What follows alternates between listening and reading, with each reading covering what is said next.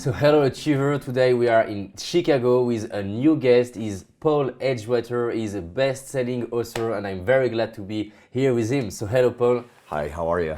Very awesome. And you? Couldn't do better. So I'll let you to introduce yourself. You're a best-selling author, but who you are? Well, I'm co-founder of a company here in Chicago. We're called Busy Bee Promotions. Okay. And we specialize in brand building. We work with Fortune 100 companies like Coca-Cola, Verizon, Wireless, Starbucks, Whole Foods, companies like that. But we also work with startups too. If you're just starting out trying to get a foot in the door in the marketplace, we can help you build your brand. And the way we do that is with street team promotions, face-to-face interactions, word-of-mouth marketing, which is still the most effective way to get your marketing message and unique selling proposition across to the marketplace. Yes. So, for example, I'm an entrepreneur.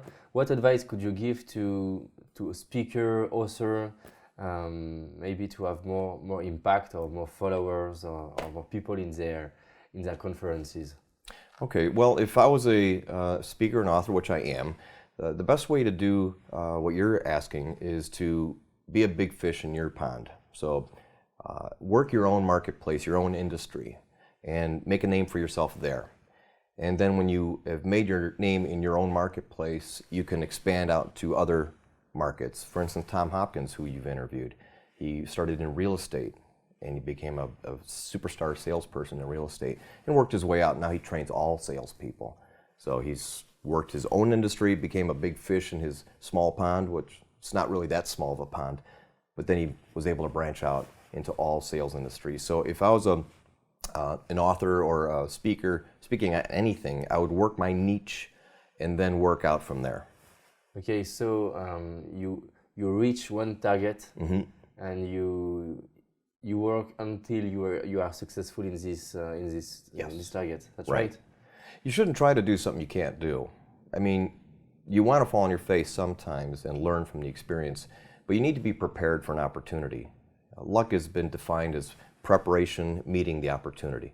The opportunities are always out there, but you have to do some preparation so you don't look like a fool, because your reputation is very important too, and you don't want to come out of the gates as this person who's fallen on their face all the time. So get good at what you do, specialize in your own industry or market, and then expand your horizons outward from there. You want to take this seriously. It takes preparation, and you don't want to get to the point where you're stagnant and not giving it that first try or making that first step, but you really should prepare for when you're expanding beyond your level of expertise and your industry. Okay, maybe some experts in the beginning love a lot of things. I love sales, I love marketing, I love motivation, I love self-confidence. But how to choose between between all these domains? Well, how to choose in what you will be specialized? You have to work with your innate ability. Whatever you're good at naturally is what you probably should be working in. I wouldn't play basketball because I'm no good at it. I'm not going to try to become a successful basketball player. Even if I like the idea, I'm never going to excel doing that because it's not my innate ability. My innate ability is marketing, brand building, what I do in my company. It comes naturally to me. It doesn't mean I don't need to refine those skills, but it doesn't take much for me to grasp what I'm doing. It doesn't take much to embrace what my clients want because I want the same thing for them.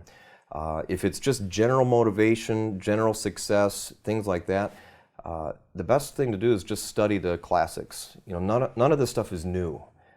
This has all been written about for hundreds of years, success and motivation. You just need to study the basics and then put your own spin on it. It's no different than what people were talking about in the 1850s when Samuel Smiles first came up with the term self-help. Nobody had ever heard that until 1850 something. Samuel Smiles wrote a book about it, and then everybody's like, hey, that's a neat idea. I think I'll build on that. And everybody's really built on it since then. Napoleon Hill, Dale Carnegie, to Tony Robbins, the Jim Rohns, Brian Tracy's, they've all built on top of that foundation. None of the stuff is new. It's just got a new twist to it. So I would study a lot of that stuff and not try to reinvent the wheel, because the people who've come before us, they've already figured this stuff out. You just need to apply it to how the world works today. Cool. You help company to build their brand. What advices you have to help a company to grow? The best thing you need to do, most of my clients are in the food and beverage industries. So what they're all trying to do is get their products in the stores and then, of course, move the products off the shelf and into shopping carts. People take them home and come back and get more. In my industry, you really need to find a niche because there's a lot of different companies making, say, bottled water, for instance. What are you going to do to stand out? Your bottled water has to be different somehow, okay? If it's not food or beverage, something outside of my industry, say if you're an author, you're coming up with a self-help book maybe or motivation book.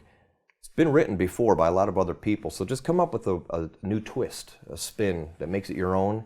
It makes it unique because when you do something unique to an existing genre of product or books or industry, it's easier for you to build on the successes that are already there and then do that next step to make it your own. You don't want to reinvent the wheel. You want to make something that you know the marketplace has a demand for and then answer that demand and be noticeable by being just a bit different. Okay. In the United States, in our patent system, when you invent something, it just needs to be 10% better or different than the invention that you're improving upon. If I made a lamp that was 10% better than this one, I could protect that idea and make it my own, and I would be considered an inventor of the new deluxe lamp. Everything is a remix. Everything's a remix, everything's an improvement. You don't need to reinvent the wheel, just make everything better. According to you, we were talking about Brian Tracy just before. According to you, what could be, what he made him unique, for example? Do you know? Yeah, well, I was studying Brian Tracy when he was just starting with his audio programs. And him and Tom Hopkins were actually doing the same thing at the same time in the early 80s, sales training. And what made Brian Tracy a little bit different than Tom Hopkins was Tom Hopkins, again, he came from the real estate background, and a lot of his techniques worked really well in that industry, worked well in other industries, but Brian Tracy, again, just a 10% shift in his approach made his sales training a little more universal.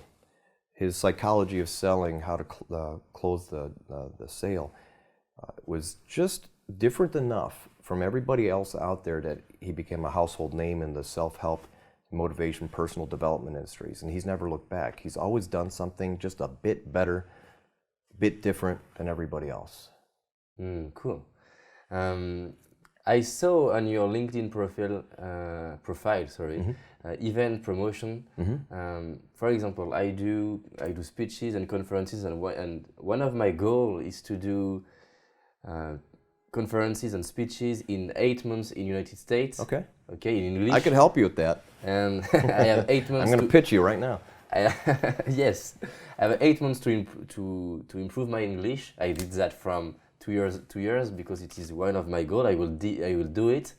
And what can I do in United States to promote an event like a conference or a series of conference? Well, I would suggest you become a part of another conference initially.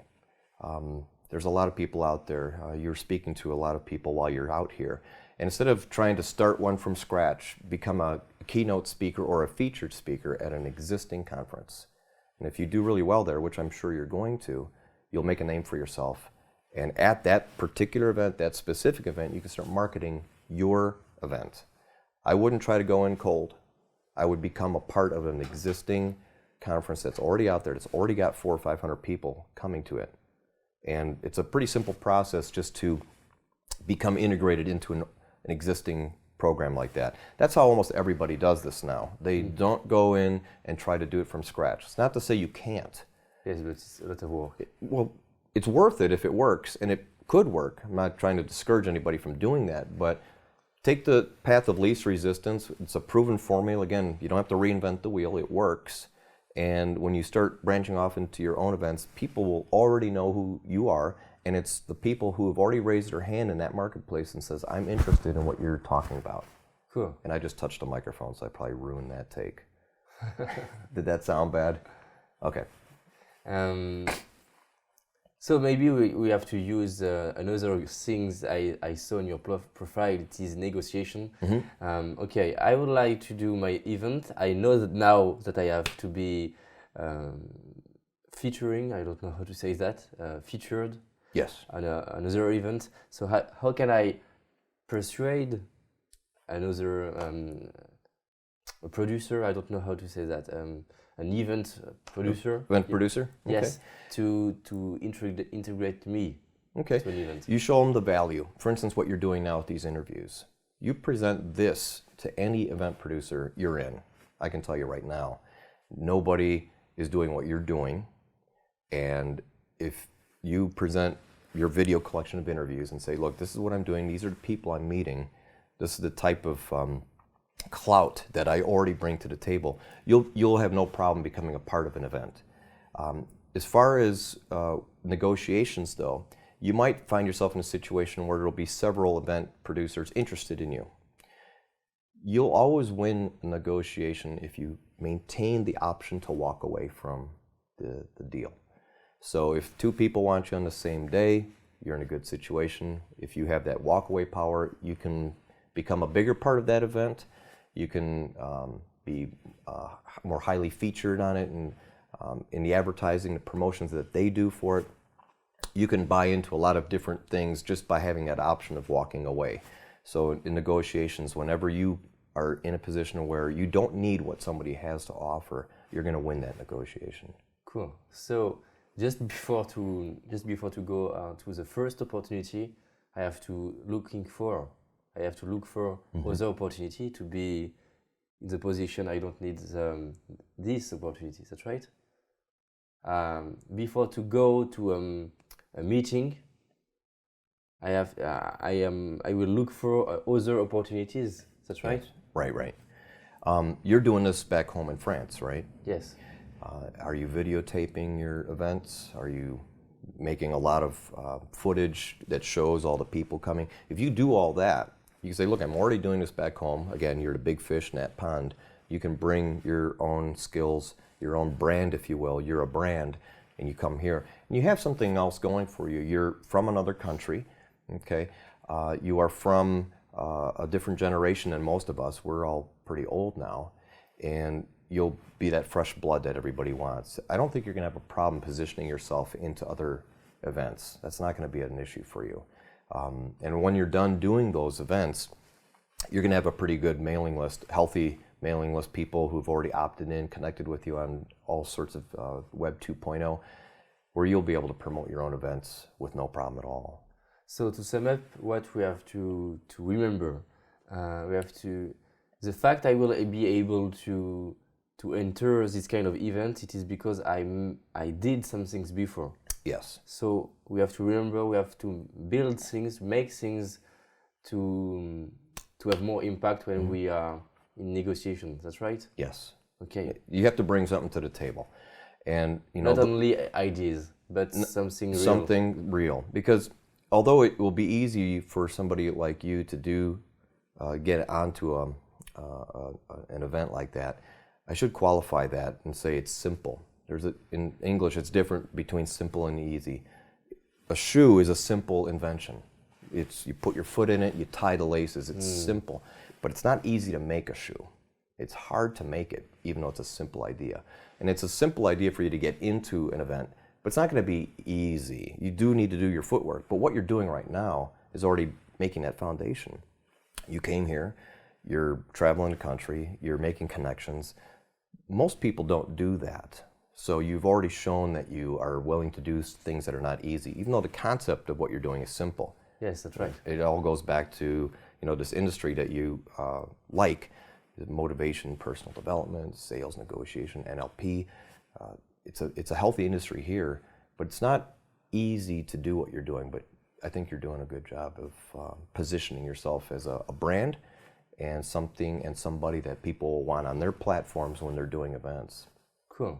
And my last question about event production, it is how to find these kind of people, how to find the people we will build event, because when I see event, the event is scheduled. Yeah. So how can I find this kind of people before? Well, most of these events are annual. They happen more than once a year, excuse me. So if you see the event, oh my, it's happening next week, well, plan for next year. You know, attend the event, see if you like the event. You might not like it. There's some events that might not be a good fit for you. But go to the event, immediately speak to the people in the back of the room, hey, I'd like to be a part of this next year. You know, you have to think, you know, into the future too. And you'll be plugged in. You'll know who you're working with, who the producers are, who the players are. And once you're in one of these, you're going to be able to make the connections to a lot of different ones. It's not where you're going to have to do this every time and figure it out every time. It's a small world we work in. There's not that many people doing what we're doing. So once you're in, you don't just have a foot in the door. You've pretty much got half of your body in the door, and you'll be able to make the right connections that way. Yes, thank you very much. It's very powerful. To have more keys about persuasion, do you have a process? Do you have keys, advices to get yes when you talk with people? Well, the first and most powerful thing you should do, and this goes for everything, not just sales, but any type of communication where you're looking to get somebody to say yes, is first assume they will say yes. Don't even put it in your head that there's the option to have somebody say no. And the way you do that is how you ask the questions. You should never ask somebody an if question. An if do you question. Want that? Right. An if question is something that gives the person an option to say yes or no. For instance, do you like this car? No. No. Or yes, but they could say no. A better question to ask is, what do you like best about this car? Now, even if they don't like the car, they might say, well, it has nice seats, good stereo. Everything they'll say is now a yes. Yes, yes, yes, because there's a man who did sales training here in the States back in the 30s named Elmer Wheeler. And he had a really nice little short saying that say, never ask if, ask which. And in your mind, if you always ask a question that has a which in it instead of an if, you'll always get a yes. You can't get a no. And at the very worst, you'll have a conversation with somebody and you'll be able to find out what they really want. It's the best way to get a yes, is just to assume they're going to say yes, and then don't give them the out by asking a closed-ended question that they could say no to. You can't say no to a which question. Which one of these do you like best? You can't say no to that. So if you have a product or a service, you have two different seminars. Which of these seminars do you like best? They can't say no to you. They have to tell you which one they like, and then you start talking to them about that one. It's a really powerful way to get a yes almost every time. And how do you transform? Do you close maybe the sale? Because the people who are talking a lot of things of what he loves and what he wants and what are his desire, and how do you do to close a contract? Again, it's the same thing. You don't waver from that tactic. Which paper do you prefer? Exactly. For instance, if I'm selling cars, yes. We'll use cars because they're good analogies for everything else. You have a blue car and a red car, but otherwise they're identical. So which one of these are you driving home tonight? The blue one. You're not saying, do you want to take this one home tonight? Even though that's a reasonable question, they can say no to it. If you say, which one of these are you taking home tonight? The assumption is made they're going to take one of them. And the same thing goes with anything else. Always give people a choice, but don't give them too many choices because then you confuse them. A confused person doesn't buy anything. They won't opt into anything if there are too many options. Keep your options to 2 or 3, make it simple, and just ask them which one they want. But how do you choose the options? For example, I have a lot of way to present a seminar or a product or an event. How to choose the options? Well, for an event, I would offer 2 different things. Right off the bat, I think you could either do a workshop where it's more focused on getting feedback from the groups, smaller groups working with each other. You make a workshop option. You make a learning option where you're just giving the seminar and people are classroom style seating. You know, so you could break it up really simply like that. It could be classroom style seating or workshop. and maybe one other option. But don't give them 5 or 6 options. They'll be like, oh man, I just don't know which one will be best. If they get confused, they won't say yes. So keep it simple. They know, oh, the classroom style would probably be better for our group. Or, you know, the workshop groups are really good for our firm because everybody likes to brainstorm and do, so make it simple. 2, 3 options max, and you can close deals that way. Because they want what you're talking about, or else they wouldn't have gotten to the point where you're talking about closing the deal. They're already listening to you. So you know they're interested on some level. You know, the only reason they're going to say no might be because it's not in their budget this year. But that's when you plan next year. Close them on 2014. Close them on 2015. You're going to be doing this for a long time. Close them 5 years from now. You know, you can do a lot of different things like that. You should never walk away from the table without something. And it might just be a promise to do business with you in the future because the timing was wrong. But you didn't get a no. You just got another option down the road sometime. Cool. Do you have a story, maybe a struggle was a time was the negotiation was very hard and you finally succeed? Negotiation, yeah. I'd say I have one really good victory with that. We were working with a client that had a very limited budget for an event. In fact, their entire budget was the amount of money that the venue wanted to charge them just to have the event. They wanted $50,000 to hold the event at this particular building. It's actually not too far from here. And the client couldn't afford it, but they wanted the event there. We went into the negotiations with the knowledge that we could walk away. Even though we really couldn't, we were in a position where we had to pick a venue that week. So we didn't really have the option to say no, but we presented ourselves as we have other options. So we went into the negotiation.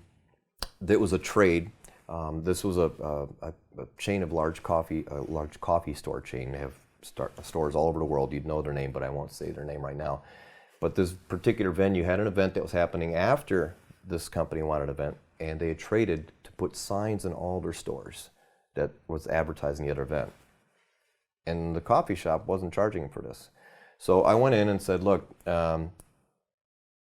this is kind of embarrassing, but I've talked to the higher ups and they don't want to put the signs in the windows anymore unless you pay them $100,000 for it. And they were completely taken aback. What do you mean? Well, that's the value.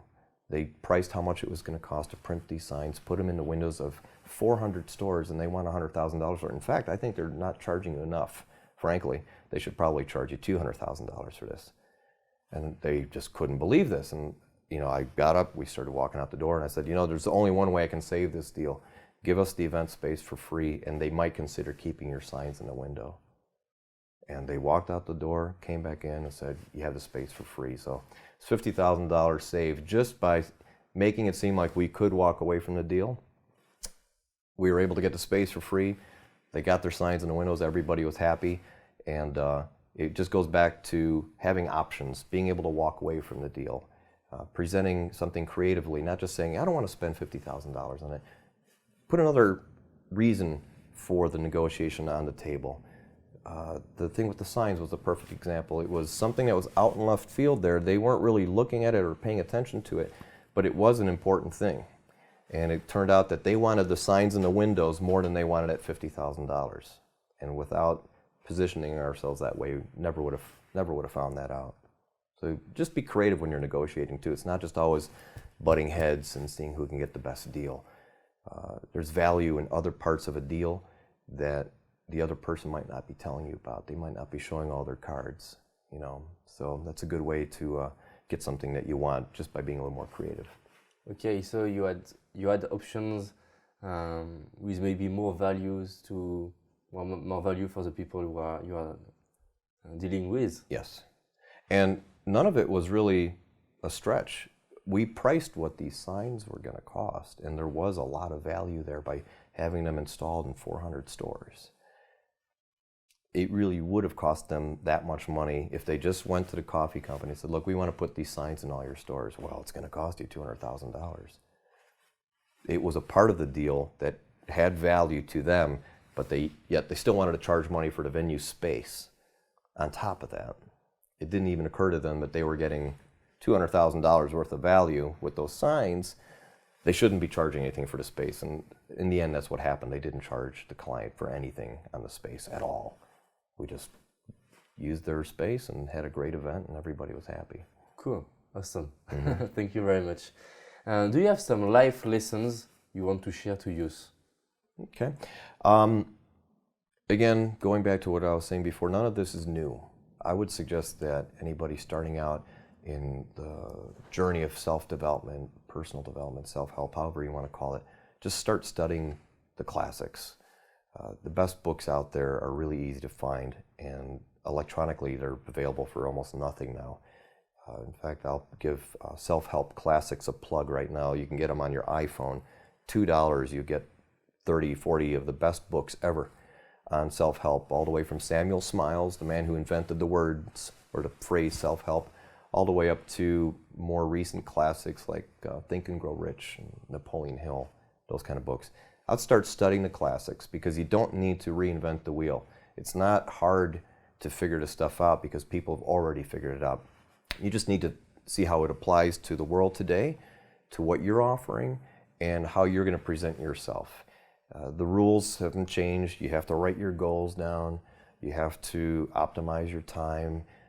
You have to put timelines on every goal you have and chart your progress. See what's working, see what's not working, adjust your approach. It's nothing new. Just study the classics, and after you've got those mechanics down of how to succeed, then study the marketplace. I've always said it's easier to scratch an itch that's already there. If the marketplace is saying, oh, I need something to scratch my back, well, make a back scratcher. Nobody needs a tool to scratch their belly. Everybody can reach the belly, they can't reach their back. So make a tool that scratches that itch that already exists. You don't want to create an itch when you're just starting out. If you're just starting out, your best time is spent on a market demand that already exists. When you're more established, you can create an itch. A good example would be the iPad. When that thing first came out, who really thought they wanted one? It hadn't existed yet. Looked like a big iPhone. Wasn't a computer, wasn't a phone, it was just this pad. Kind of cool, but who wants this thing?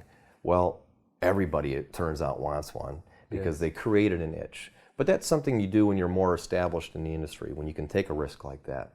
You're better off suited starting out making something you know people want. The marketplace has already said, hey, we want this, somebody sell it to me at a good price, good service, good value, I'll buy it from you. Then when you become successful, however you want to define that, you can start taking more risks where you're inventing a new product or service that isn't out there right now. Don't do that out of the gate though. It's a lot easier to succeed. There's a lot of demand out there for things that already exist. They just need to be that 10% better, and you can make a lot of money. You can have a lot of success just by making an improvement on an existing technology or service. Cool. So you say study what are existing and improve it. Right. An example, again, going back to phones, Samsung is arguably making a better phone now than the iPhone. Yes. Maybe 10% better, right? But they're doing really well, aren't they? And it's only 10% better. They didn't invent that. Apple did. Apple invented that whole interface. Here's Samsung making something that's 10% different, arguably 10% better, and they're making a killing. Good example. You don't need to reinvent the wheel. Just do something better than somebody else is already succeeding with. And Cool. you've done something really big, really big. I have a short question for you. What is your favorite book? Wow. Favorite book, huh? The one I read most often is Think and Grow Rich. I try to read that at least every year, every other year. That's probably the best book on the subject ever written. Another close... It's very interesting because a lot of people say, I know this book, I don't need to read it again. Why you do that? Well, I have a friend, his name is Dave Laroche. He's a very successful man. And I met him a few years ago, and he told me he read it every year. Every December, he'd read that book. And I'm looking at him, I'm thinking, well, he's a lot more successful than I am. Maybe I should do that too.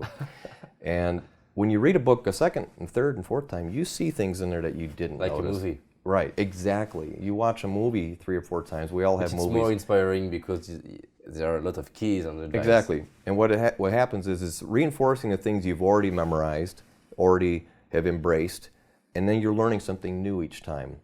Earl Nightingale, who started audio learning back in the 50s with The Strangest Secret, always encouraged people to listen to the audios more than one time, because if you're listening to something or watching something or reading something and your mind catches on to an idea and you start thinking about it, either your ears, your eyes, and even when you're reading, you'll keep going, but you're still thinking about that one profound thought that really had an impact on you. Like, wow, that's amazing. And meanwhile, the sound keeps going and you're missing everything that you're hearing after that profound thought that you're having. Same thing with a movie. If there's a really moving part in a movie, you'll just be awestruck, and you won't even notice the next 5 seconds, next 10 seconds. You'll just be, wow, that was an amazing stunt, or whatever the scene was. You watch the movie again, you're like, I never noticed that before. So when you read a book, especially a book, it's about that thick, you're going to get something new all the time. Every time you read it, you're like, oh, I didn't notice that before, because your mind is miraculous as the mind is. It can only do one thing at a time, and if you're paying attention to something you just read and your eyes keep moving, you're missing everything. So I would encourage people to read things over and over. It can't hurt, and you're going to get the most value out of it. You bought the book, you might as well get everything out of the book you can, or the movie, or the audio, or the video. Whatever you invest in, get the most out of it. Don't just say, well, I read that book, I'll check it off my list, it's done. You don't get inoculated against further learning. You have to do it again, get exposed to it again. Every time you get exposed to that learning, you'll get more from it. What's your favorite audiobook maybe? Favorite audio would have to be a tie with 2 people. Earl Nightingale's Lead the Field. Yes, it's awesome.